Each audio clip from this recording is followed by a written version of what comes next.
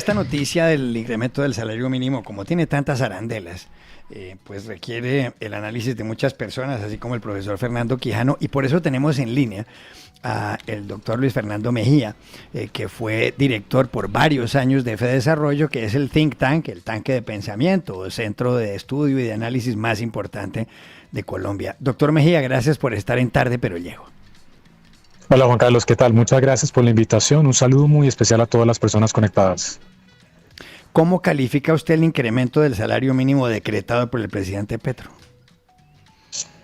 Pues naturalmente excesivo, Juan Carlos, y además lo recibimos con enorme preocupación porque está muy por encima de lo que habían solicitado los propios trabajadores en los sindicatos, que usualmente llegan con cifras altas para negociar. El 16% era la propuesta de ellos, y el gobierno al final, en vez de buscar un punto intermedio que permita balancear la responsabilidad económica y por supuesto la necesidad de aumentar los ingresos de los trabajadores asalariados de un salario mínimo, lo que hace es aumentarlo en 23%, naturalmente con un propósito político, pero con consecuencias que no van a ser inmediatas, pero que seguramente se van a materializar a lo largo del próximo año. Y déjeme le hablo de tres consecuencias grandes que vamos a ver. El primero, el aumento en la inflación.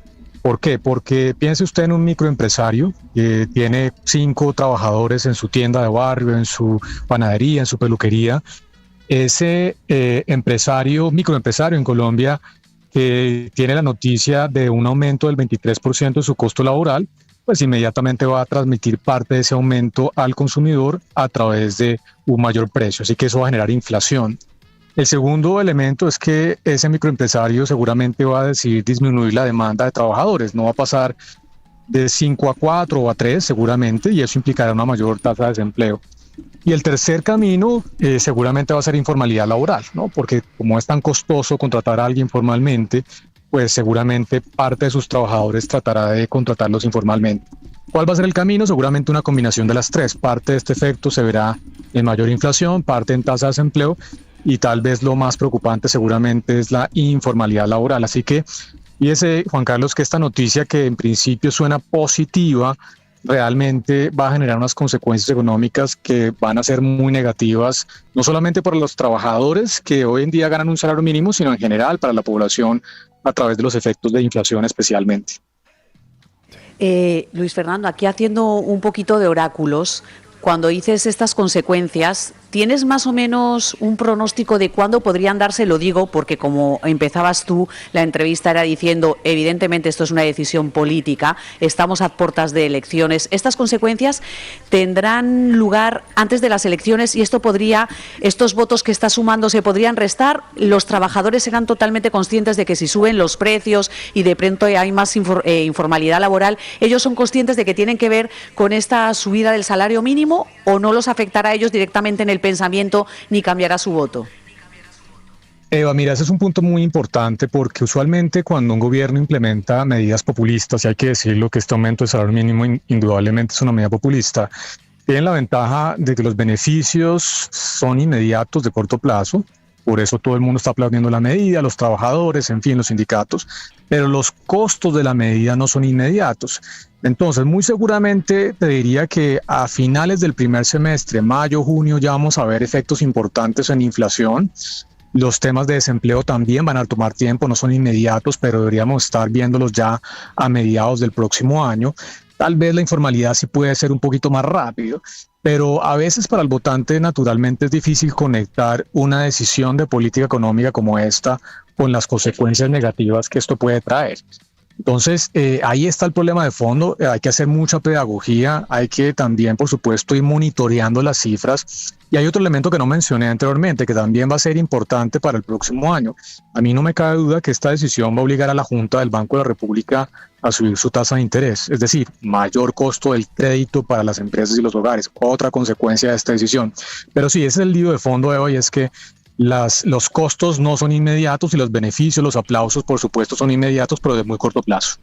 Oiga, doctor Luis Fernando, me hicieron una pregunta que no supe contestar y dije, aprovecharemos que estaremos hablando con el doctor Luis Fernando para hacerle esta inquietud que me trasladó una joven que dijo, es el incremento del salario mínimo más grande que me han dado, pero me preguntó, yo no gano 1.420.000 y tanto, que es el salario mínimo, sino 1.500.000, 1.550.000, a mí me aumentarían la inflación, que en cualquier caso quedaría muy por debajo del nuevo salario mínimo.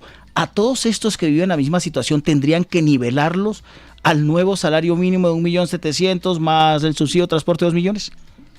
Totalmente, porque mire, este es un piso de contratación para cualquier empleado de tiempo completo, jornada laboral completa, que está en un empleo formal.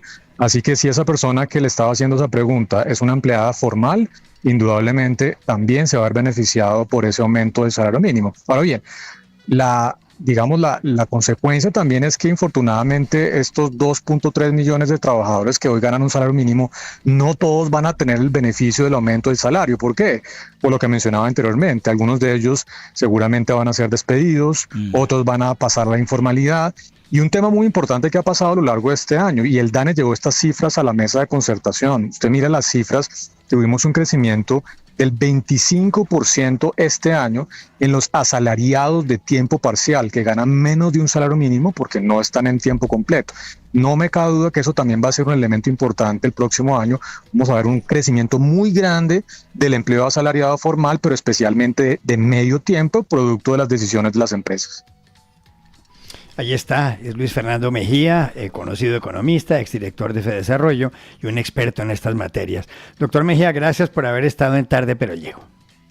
Qué gusto, Juan Carlos, gracias por la invitación y aprovecho para desearles un feliz año a usted, a todos los oyentes, a la mesa de trabajo, que sea el 2026 un año de éxitos y de salud para todos.